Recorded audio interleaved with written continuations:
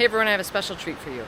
We're going to do a quick tour of my mom's garden. Now, it's end of the season here. We are in mid-October. Things are really winding down, so keep in mind that everything looks a little tired, but there's some really beautiful spots still to see in this garden. Now, I don't have my mics with me, so I'm working off the microphone in the camera. And if that's terrible, we're going to do a voiceover. So we'll see. But let's take a look. So we're going to start here, and this is sort of the casual front of the house, but the front of the house, the formal entry of the house is actually on the other side. But this is where like most of the gardens are. And I want to start here with this absolutely stunning Seven Suns tree. Just planted last year.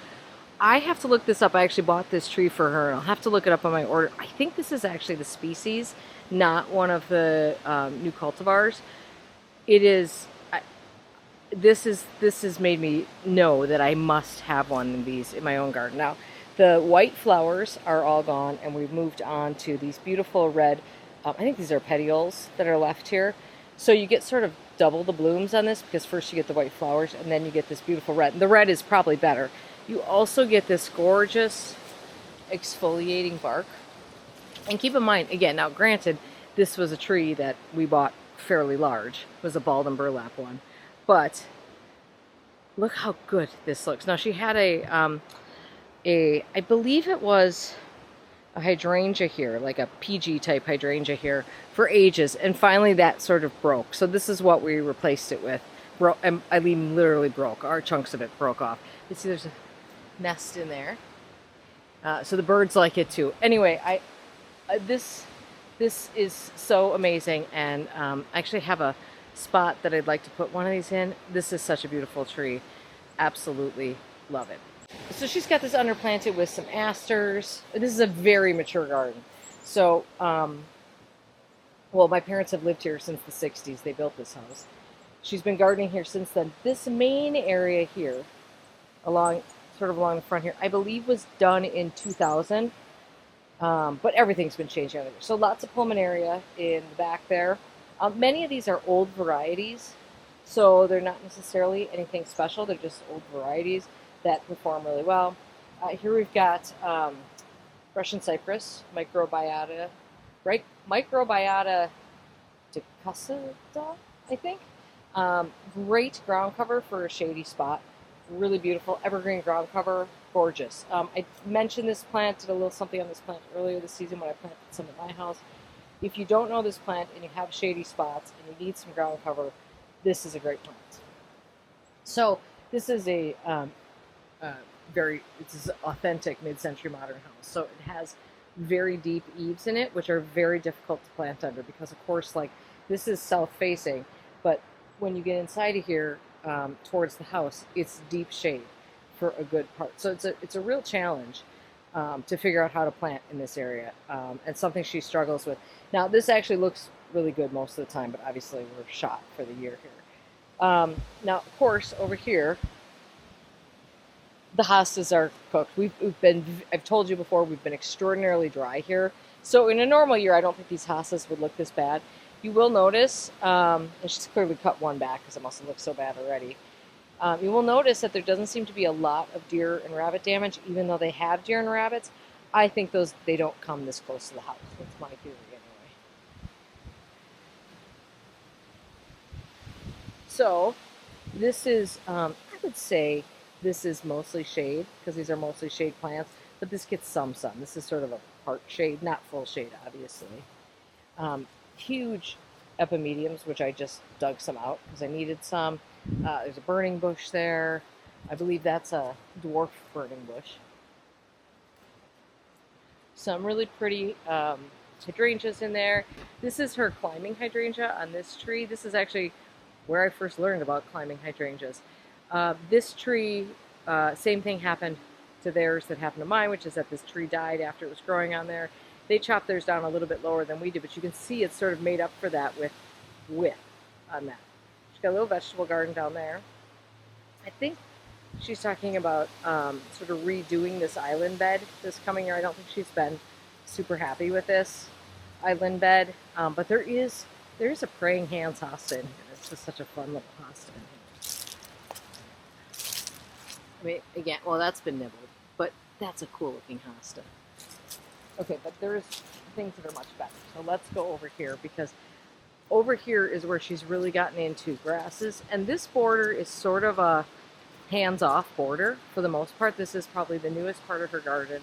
Most of these things, especially towards the back, have been planted with an eye towards just creating a barrier between them and the wooded area to try to keep the stuff they don't want out. So, and a lot of this has been cut back already. She's very fastidious about it. She's so much better about cleaning up her gardens than I am. She's got a lot of Verbena bonariensis growing around. It reseeds for her fairly well, so she just digs it up and moves it around. It's a mental note that I need to plant more of that. This is a really fun little phlox with a little white center on it. Here's some Pygnanthemum unicum right in the front, standing nice and tall here in this nice sunny border.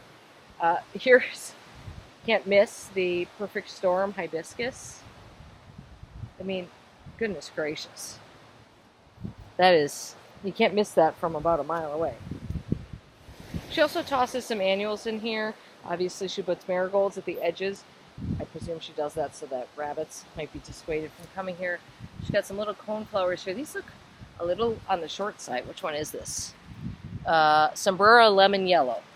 Oh yeah, we were together when she bought those. The clematis here is Sweet Summer Love. It's obviously outbloomed itself, but underneath there is a trellis. That thing is an absolute beast. Looks so pretty. She's got more dahlias in here. This is Isla Gold Tansy. Now I grow this plant too. Hers looks so much better because she has caged hers. I don't know why I never thought of doing that, but I'm definitely doing that from now on because what a stunning plant that is. And by the way, Isla Gold is much more behaved, much better behaved than the regular tansy. But what a phenomenal plant that is when it's staked. She's so good at caging things and staking things. I need to take some lessons there. Got some sedum in the front here, Wild Magic Basil. She's finally got some of the, what the heck is it?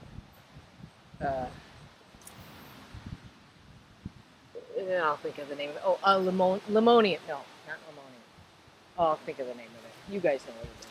She's got some, I believe the amaranth in the back there self-seeded itself there. This is Roxy Dahlia. I only know that because I gave it to her years ago. Anyway, so look at how we've got the grasses going here. I think this is Carl Forrester through most of here. But grasses and Verbena bonariensis are just a match made in heaven. Let's just stroll through here. But this is, you can see, like, this is the side that she's trying to keep at bay. Like, you know, she puts things over here that are intentionally aggressive. Like this is Sem Falspirea, which can spread quite a bit. She lets that happen over here because, again, she's trying to keep nature at bay there. Some more phlox over here that are obviously done blooming. I mean, look at this view from here. Isn't this cool, this little pathway, and you're just surrounded by these beautiful grasses?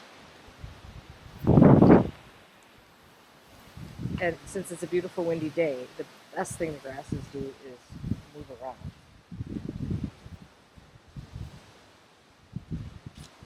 She likes her marigolds, and she likes them bright. So there's a lot more grasses over there that I will take you over to see. Oh, here's some Nicotiana Langsdorffia. I wonder if this came back for her. She also has, I don't know, a couple of years ago, I put in this raised bed for her back here. I think we're going to move it because it's hard to get to now. But, like, okay, holy basil. Look at all that basil. Oh my God, look at this gorgeous tomato. She's got beautiful tomatoes left. Maybe I'll steal it. Would that be bad? Probably. Probably wouldn't be the favorite child anymore if I did that. Not that I am. I said that that was the newest area, but it's actually not. This is the newest area. So they've been losing a lot of trees over the years, and so this is quite a busy road back here. So they built a large berm right here and planted some of those trees on it. And so this garden kind of came out of that. But you can see she's got a variety of grasses in here. That big one is a miscanthus. I don't know which one.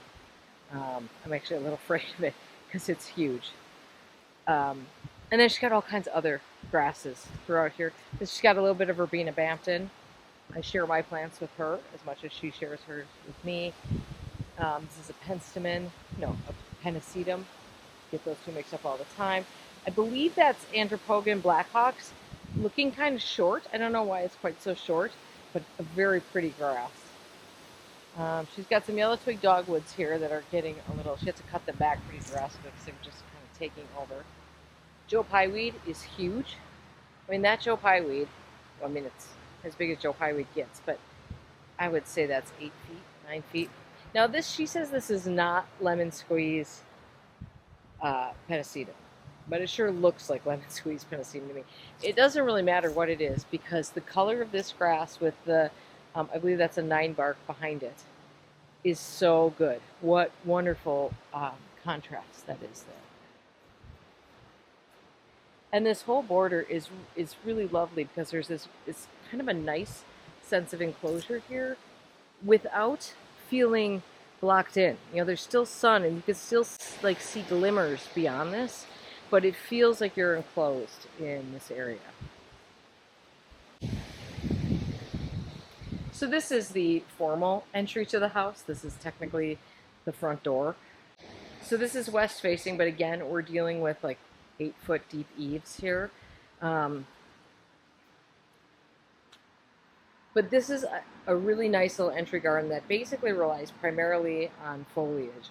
So we have a little crabapple over here. She's got 3 of the hugest boxwoods ever. Every once, I don't know, every few years she has me come over here and prune them for her, but mostly to keep them out of the way of that path, but they're huge. And then in here, I believe, and this is, I think this is cat's pajamas. In here, it's a low-growing nepeta, so I assume that's what it is.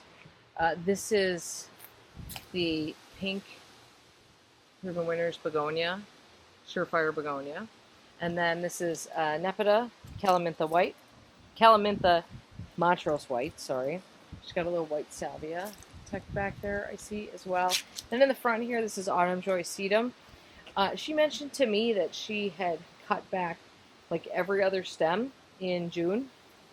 And so what you have here is kind of a nice, you know, difference in height. And you notice how well these are standing up, really doing well here. This is Hackamacloa aureola here. And I think it's questionably too sunny for it here. And now this is also because it's been dry this year, so that doesn't help. But you can see it's getting a little crispy. Over here is Hackamacloa all gold, which is looks much better, in my opinion. By the way, just check out all this European ginger grown as a ground cover underneath this eave. I mean, so beautiful. Also, you notice you never find a weed in this garden. It is actually irritating to me. Part of that is because she's got everything so heavily planted, also because she's fastidious. I like that she doesn't prune these boxwoods. She just let these boxwoods grow naturally. I think that looks quite nice here. But here is sort of the main event. I showed this on Instagram, and I think everyone was pretty amazed. This is Pegasus begonia. This is these are growing in, there's 3 pots here, and I think they're actually underplanted with, I don't know, some impatience or something, but they didn't get a chance at surviving. This is a plant that I gave her probably 3 or 4 years ago because I didn't want to overwinter it, and she's been overwintering it ever since. And look at the size of these leaves. They're just huge. I can't think actually of a better plant for this particular circumstance. I think it looks so good. Again, she's got the European ginger in front. She will overwinter these, but she cuts them back quite dramatic. Oh God, look at the stems on these things. Holy smokes. She cuts them back really quite dramatically, and she did say that she cut them back so hard last year that it did take them a while to sort of bounce back from that. But you can see that they're looking absolutely amazing. So, okay, so let's just talk about this foliage combination here right now, because no flowers in this picture at all, and it couldn't be any prettier. So we've got the boxwood, Hackamacloa all gold, which is looking quite green because it's in quite a bit of shade, the ginger, and then that Pegasus begonia. And that combination right there is like chef's kiss, if you ask me.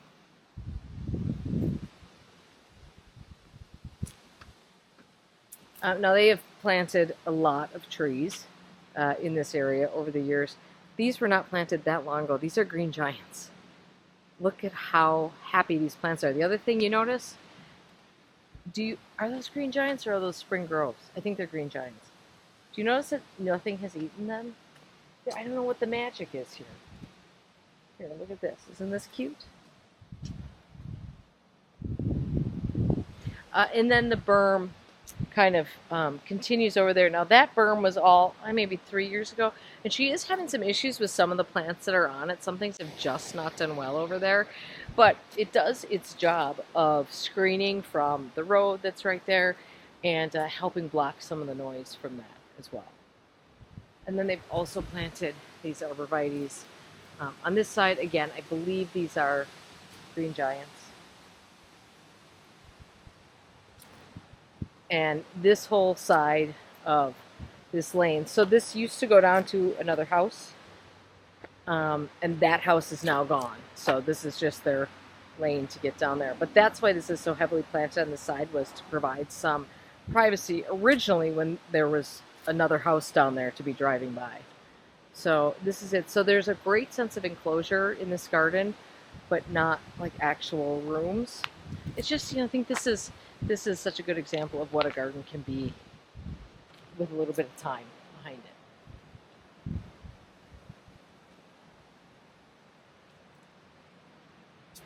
Oh, and this is a absolutely gorgeous witch hazel, which blooms in like February. And it's got such beautiful structure to it. This would have been planted in 2000, I believe, when the garden was renovated. It just has such gorgeous structure to it and this beautiful horizontal habit to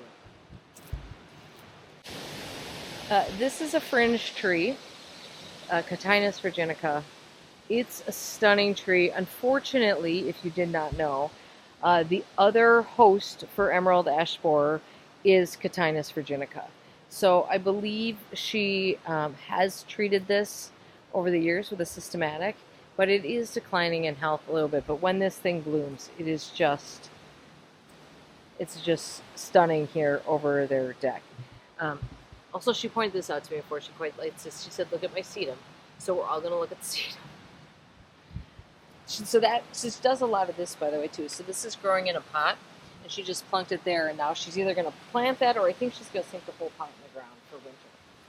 And she's working on dismantling her garden for winter as well. So like this is a Duranta, actually, that I brought back from Florida in the suitcase for her, that she just dug out of the garden, and she's overwintering that. She's got that potted up.